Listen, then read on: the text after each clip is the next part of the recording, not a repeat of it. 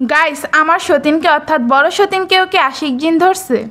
না গাইস, আশিক জিনে ধরে নাই, কোনো জিনেই ধরে নাই। আসলে কয়েকদিন ধরে আমার ঘুমের অনেক প্রবলেম হচ্ছিল, এই কারণে স্লিপ প্যারালাইসিস হয়েছিল। তখন এমন একটা অবস্থা, আমি সব কিছু বুঝতেছিলাম, শুনতেছিলাম, কিন্তু কিছু বলতেও পারতেছিলাম না, করতেও পারতেছিলাম না। একদম অ্যাবনর্মালের মতন আচরণ করতেছিলাম।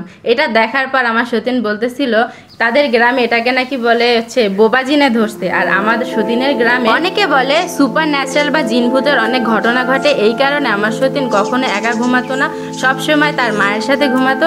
আর আশিক জিন তো সুন্দরী মেয়েদের ধরে, আমাকে ধরবে কেন? ধরলে আমার সতীনকে ধরবে। একদমই না, আশিক জিন কখনোই আমাকে ধরতে পারবে না, কারণ আমি প্রত্যেক দিন আয়াতুল কুরসি পড়ি। আর এমনি তো আপনারা সবাই কমেন্ট করেন যে বড় সতীন নাকি অনেক বেশি সুন্দরী, ধরলে তোমাকেই ধরবে। তুমি তো শুধু আয়াতুল কুরসি পড়ো, আমি আয়াতুল কুরসির সাথে সূরা বাকারা শেষ 2 আয়াতও পড়ি।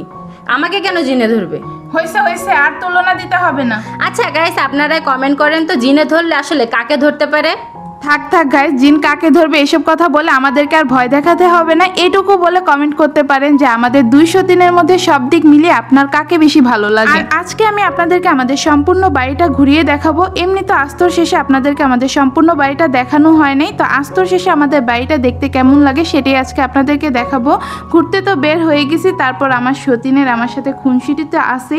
আর আজকে ভিডিওর সবচেয়ে ইন্টারেস্টিং ক্লিপটা এখানে।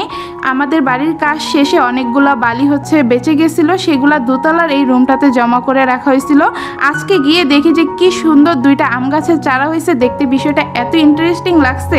এখন থেকে খাটে বসে বসে গাছ থেকে টাটকা আম পেড়ে খাবো, বিষয়টা অনেক মজার না? এসব দেখতে দেখতে হঠাৎ জানালার দিকে নজর যেতেই দেখি যে কি সুন্দর গাছপালা আমাদের জানালার সাথে। আর আমি তো গ্রামে বড় হয়েছে, আমার এইসব প্রকৃতি গাছপালা খুবই ভাল লাগে, দেখে আমার খুব শান্তি লাগতেছিল, যেটা আমি ভিডিওতে বলতেছিলাম। এর মধ্যে আমার আবার একটা বাড়ির দিকে নজর যায়, চারপাশে কোনো গাছপালা নেই, পুরো খাড়া রোডটা পড়তেছে বাড়িটার উপরে। ওই বাড়ির মানুষজন থাকে কিভাবে?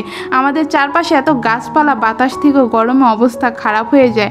আর এই যে গাইস, এটা হচ্ছে আমাদের উঠান। আমি দেয়াল টপকানোর চেষ্টা করতেছিলাম, কিন্তু সেটা কিভাবে পারবো বলেন, এত উঁচু দেয়াল।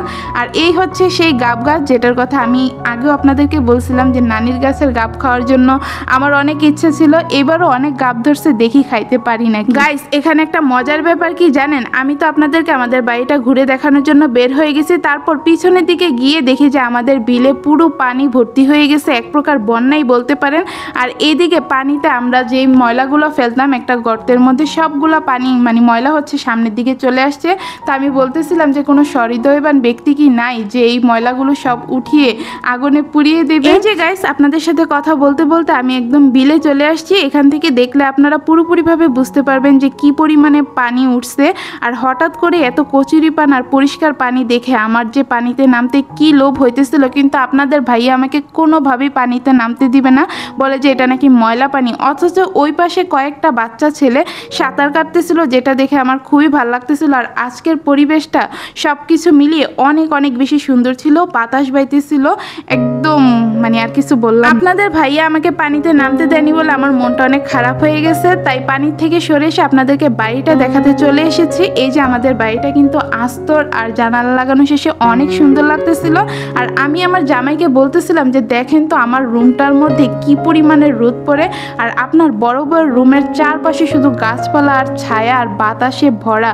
ও কি আরামে থাকে? আপনি ইচ্ছে করে সবসময় আমার সাথে এমন করেন কেন? আমাকে শুধু কষ্ট দেন কেন? আপনাদের মনে আছে কিনা কিছুদিন আগে আমরা একটা কাশফুলের মাঠে গিয়েছিলাম, এটা সেই বিলটাই। এখন বর্ষাকাল, বৃষ্টি সবকিছু মিলিয়ে পানিতে ডেঞ্জারাস অবস্থা। কিছুদিন আগে আমাদের জামাই এখানে ক্রিকেট খেলছিল, কিন্তু এখন মনে হচ্ছে পানি আমাদের বাড়ি পর্যন্ত চলে আসবে। আর এদিকে আমি আমার জামাইকে বলতেছিলাম কি আসেন এই দেয়ালটা টপকে আমরা আমাদের বাড়িতে চলে যাই, এত রাস্তা ঘুরে যেতে হবে না। কিন্তু এই জায়গায় সে আমাকে কোনোভাবেই দিল না। মেজাজটা কেমন লাগে বলেন তো, সবসময় সব কিছুতে এমন বাধা দিলে। এখন এসে আবার অনেকেই কমেন্ট করবেন যে শুরুর দিকে আপনার সতীনকে দেখলাম, এখন আপনার সতীনকে দেখতেছি না, সতীনকে ছাড়া আপনি একা একাই ঘুরতেছেন।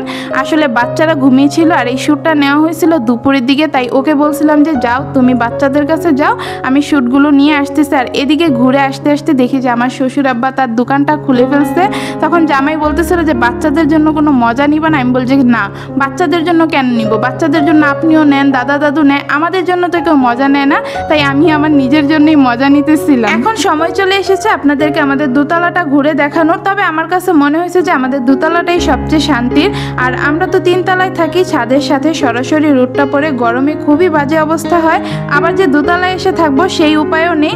3 তলা যদি ভাড়া দেওয়া হয় তাহলে ভাড়াটিয়ারা থাকবে, আর আমরা তো ব্লগ করি, ছাদে বারবার উঠানামা করতে হয়, যাতায়াতে খুবই অসুবিধা হয়।